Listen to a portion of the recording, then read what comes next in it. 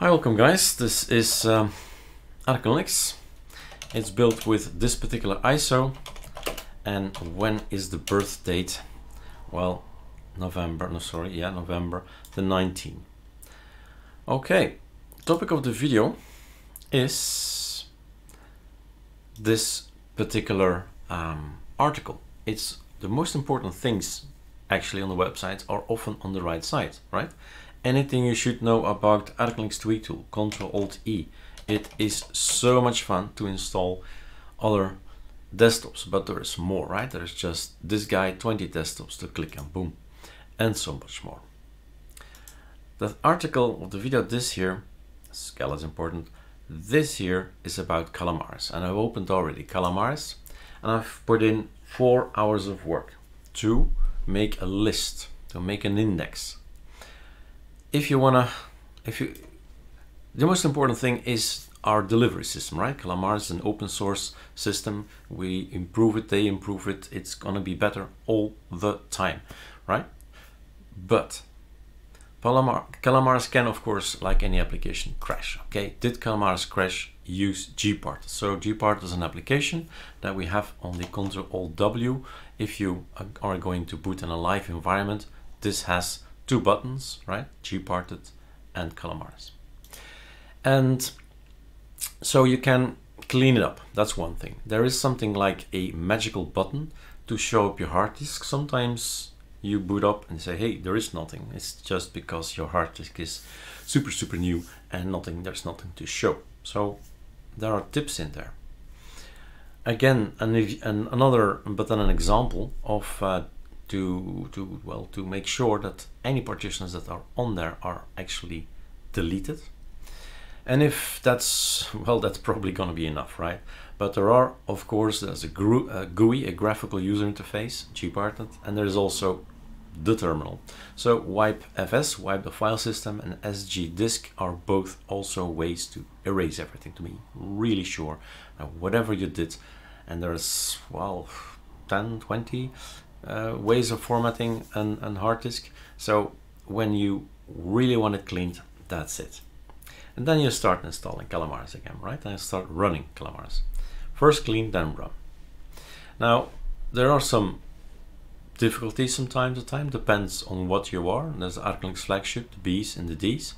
So stopping and starting Calamares is explained in these links. You can become a little bit more technical in the sense that you can start debugging and help the Calamares GitHub, so github.com Calamares, help the guys, help the team, which means you're helping ArcoLinux, but you're also helping all the others that are using Calamares, like Manjaro and so on, right? So starting Calamares in debug mode, you can do that from the terminal or the menu. Starting Calamares in debug mode and make a log file, right? So you can read and navigate to it, Control F, search things. And there is always a hidden log file if you forgot. Help the Calamares team, send them a log file, right? These guys want to know what's happening on your machine. That's, if you ask us a question, we often say send us an image because we want to see what goes on in your machine. But this is even further. Provide an image, great, but if you can provide a log file to them, it's their own Calamares log file, and again figure out what's going on. Now, Calamares has lots of possibilities. It's crazy how many possibilities there are. But there is an older computer, which I call MBR, so BIOS, and an UEFI or EFI, right? This is what I always do, the easy way. I am a guy of KISS. Keep it simple and stupid. Result, no frustration, all systems working. Then you can go on with root, no swap, with a home partition, with a root and a home and a swap partition. So it's a lot of combinations, but always starting with MBR. And now a new one, MBR swap to file. Played around a little bit with MBR in a virtual box. I put 2 hard disks, one for root and one for home. That could be also a setup. all about partitioning. One big video with all the options that's possible. So basically all this, but the VirtualBox then is set to EFI. Maybe I should include that so you see it already. So all these guys can go. That's gone. These videos were created and we had some fun. Thing is, this is my standard setup, which means I'm saying I am MBR. I'm saying I'm an old machine. When check, the guest will support extended firmware interface, EFI, which is required by etc. So when I boot this, there will be no nice logo. There will be this black window, 3 lines, and we boot up. When I click this, it's going to be BIOS and MBR, and it's going to have a nice logo, and you can choose in lines and all that. So that's the difference, okay? If you do it on VirtualBox. If you do it on real metal, your system will tell you. You'll see it. It might be if you change BIOS settings or the system settings in the motherboard.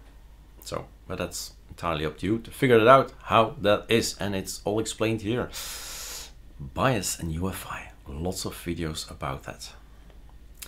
Then next step is let's encrypt something, right? Let's make sure that when you boot up your laptop, the first thing you ask is give me a password. No password, no fun. So MBR without swap, with swap to file is the new one, right? MBR, swap to no hibernate, automatic, it's all automatic, and here we did a manual one and made it even a little bit more difficult. I took a VirtualBox of 100 gig, I think, or something around that, and then divided it in 4 things, like an ArcoLinux flagship, the ArcoLinux D, an ArcoLinux B Awesome, and an ArcoLinux B BSPWM, and then keep it separate, right? It's an idea.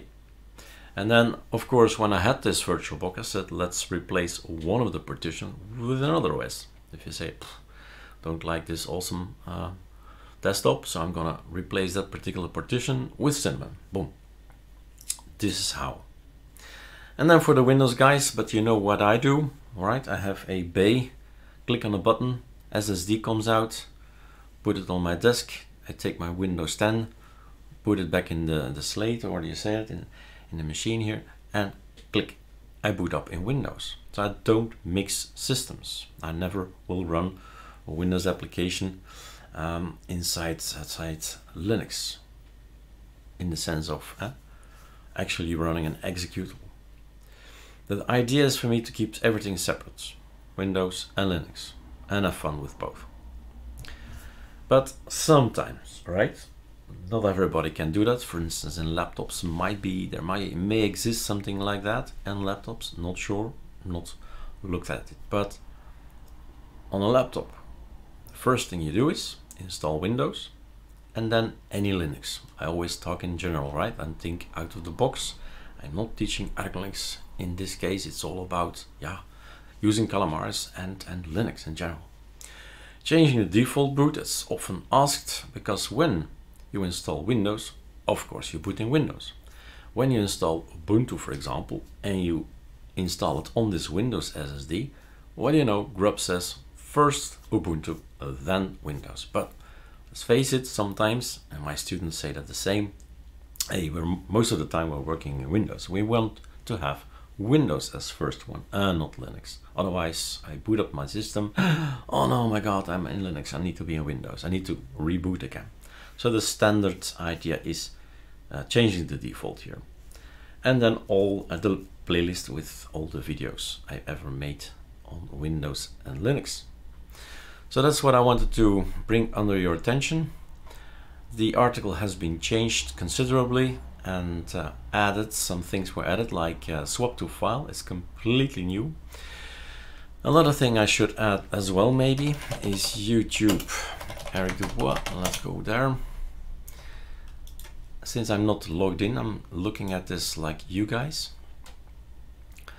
And playlists, please use them, right? But also here, this thing. The other day somebody asked information about VirtualBox. What you do? VirtualBox. And off you go. And you follow, and there are numbers. So the higher the number, the more recent. but the title is of course also important for you. Now this is about, for instance, swap, right? With Calamares provides us since a few weeks a new way to create a swap partition, which is no longer a swap partition but a swap to file. So when you type swap, you see all the texts come up, or make it a little bit longer, swap to file, to make a selection only for those guys. Okay, there it is. So no swap partition. Here we have one swap to file. Here's one for swap to file, swap to file, swap to file. Okay, we're off, right? Choose and play and get all the knowledge in, basically. So that concludes the video. It's important that we can install Calamares. So if we hear on Discord or on Calamares, I can't install this or that, first tip is, did you burn it with Etcher? Because people are coming from Windows or from Mac and do not have ArcoLinux yet, right? So our way of making, well, writing ISOs is this one. It's, oh, I think it's, he wrote already over 2,000 of them, right? Without fault. But people from Windows or Mac do not have that one yet. So Etcher would be a good advice. And secondly, point them in the direction of this particular article, Calamares. So it's on home. Let's go back to home, to the site. I'll keep it here. It's an important part of how to get our system on our, well, our operating system on our computer. All right, cheers.